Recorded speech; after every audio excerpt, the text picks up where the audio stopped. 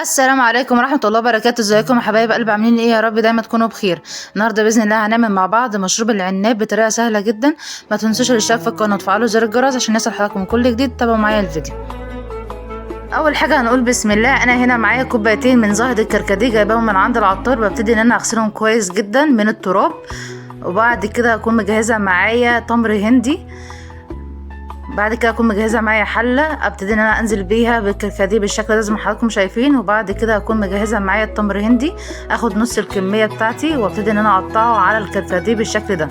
وبعد كده ببتدي ان انا انزل عليها بكوبايه سكر، وابتدي ان انا انزل عليها بلترين من الميه. وانا هنا استخدمت ميه فتره من الحنفيه، وابتدي ان انا اقلب المكونات كويس جدا. وبعد كده ببتدي ان انا ارفع العناب على البوتاجاز واخليه ياخد معايا غلوه كويسه جدا. ما ننساش نصلي على سيدنا محمد ونقول اللهم صل وسلم وبارك على نبينا محمد وعلى اله واصحابه اجمعين. وده المشروب المفضل في شهر رمضان. وكل سنه وحضراتكم طيبين ودايما تكونوا بخير.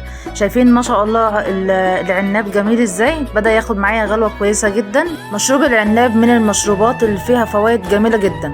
بعد كده ببتدي ان انا اصفي المشروب بتاعنا بالشكل ده زي ما حضراتكم شايفين. ولازم اصفي العصير كويس جدا بالشكل ده زي ما حضراتكم شايفين.